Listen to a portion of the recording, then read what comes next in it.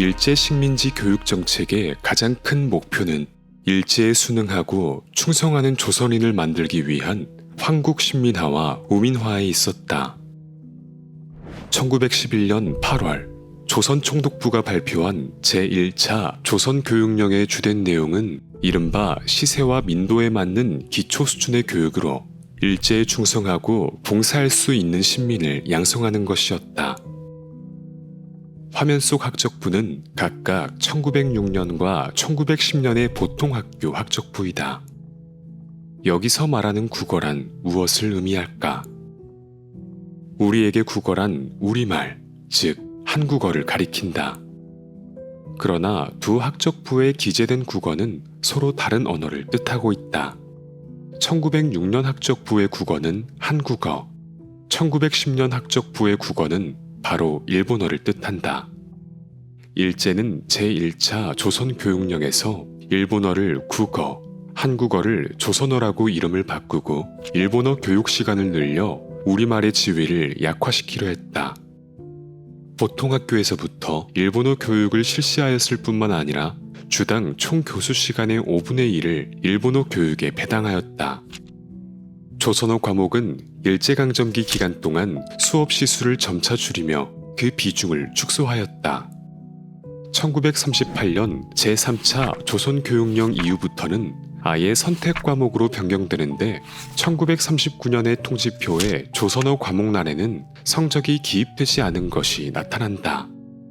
이렇게 조선어 과목은 점차 미시행되다가 결국 1943년 3월 발표된 제4차 조선교육령에 따라 완전히 폐지된다.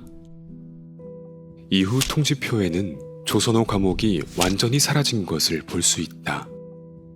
학생들 간의 일상적인 대화에서도 조선어 사용은 엄격히 통제되었다. 일본어만 사용하는 학생에게는 국어상 배지를 달아주었고 이 배지가 없으면 학교 생활에서의 공약과 의무를 다해도 불이익을 받았다. 또한 한국 신민화와 관련된 교과목을 강화하였는데 이에 따라 수신, 체육, 직업 교과가 교육과정에서 차지하는 비중이 점차 높아졌다. 현재의 도덕 교과에 해당하는 수신 과목은 일제에 대한 충성과 조선인의 한국 신민화를 위한 과목으로 일본어 교육과 함께 가장 중시된 과목이었다. 체육에 해당하는 과목들은 학생들의 건강을 위한 것이 아닌 일본 특유의 무사정신과 집단정신 주입을 지향하고 있었다. 1937년 10월부터는 그들의 전통적 정신을 수련하도록 한국 시민체조를 도입하였고 중등 이상의 학교에서는 육군 현역장교에게 군사훈련을 받게 하였다. 일제는 초등교육에 있어서도 실과적인 훈련에 주력하며 실업교육의 중요성을 강조하였다. 1929년부터 보통학교에 직업교과를 도입하여 조선인들이 학교를 졸업하면 바로 직업에 종사할 수 있도록 훈련시켰다. 직업교육을 강화한 것은 식민지배를 받는 국민에게 독립심을 가지지 못하게 하면서 최소 한도의 교육을 시켜 일찍이 직업에 종사하게 하겠다는 것이었다.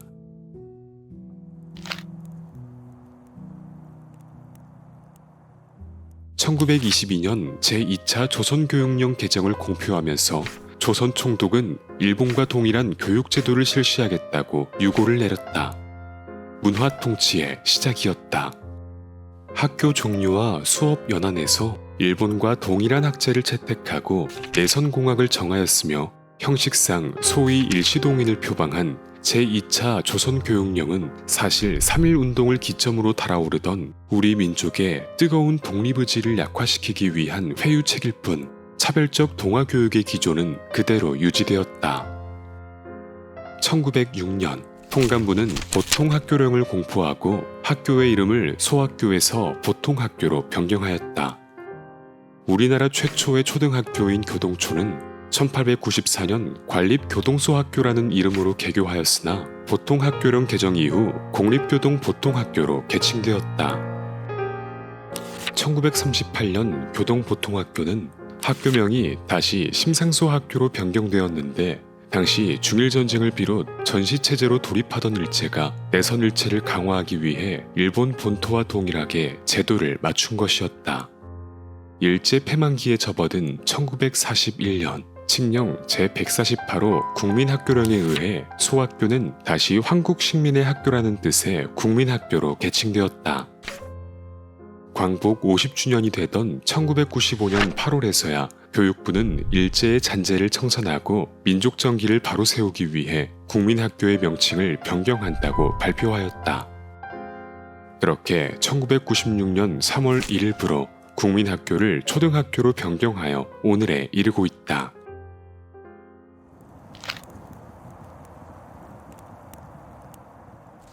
(1937년) 일제는 중일전쟁을 일으키고 대륙 침략을 본격화하였다. 전시체제를 구축하기 위해 일제는 황민화 정책을 강행하였다.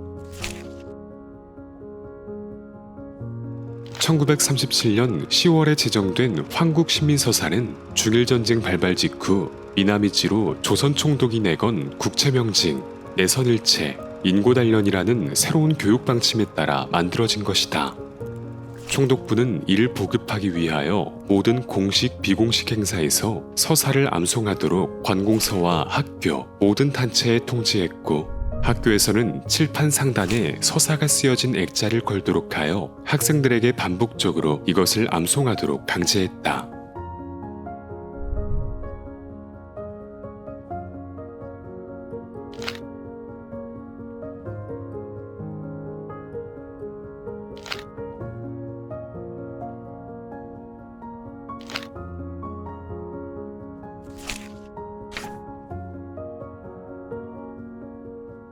각종 기념일은 모두 일왕 또는 조선총독부의 시정기념일과 관련된 것들이었다. 각급 학교의 휴업일은 방학을 제외하고는 모두 일본 왕실과 관계된 기념일과 일본의 명절로 채워졌다.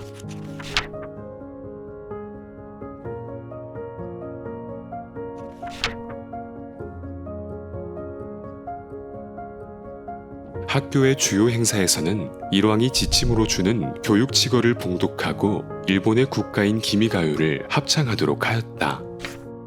신사참배는 종교의식이 아닌 국민의례로 취급되어 학교의 고정행사가 되었다. 3, 4학년은 월 1회, 5, 6학년은 월 2회 남산에 있는 경성신사와 조선신궁에 가서 참배를 해야 했다. 이 시기부터 학교는 일본 제국주의와 황실을 기리는 기념식 등의 행사로 점철되었다. 학교에서 학생들의 몸이 체계적인 관리 대상이 된 것은 일제강점기의 일이다. 학생들의 신체를 예비 군사력과 노동력, 즉 국가의 자산으로 간주하였고 잠재적인 국가의 동원 대상인 국가 신체로 규정하였다. 초기에는 학생을 예비 전력으로 간주하여 체조와 신체 검사를 중심으로 신체를 관리하였고 건강 증진, 위생, 체위 향상이 주 목적이었다. 그러나 1938년 이후 전투에 투입할 수 있는 군인을 양성하고 선발하는 것으로 그 성격이 바뀌었고 신체 검사는 통지표에 기록되어 철저하게 관리되었다. 이에 신체 검사에 대한 규정이 강화되어 각 항목에 대한 측정이 보다 세밀해졌다. 또한 근로동원을 위한 체력 검사를 실시하였다.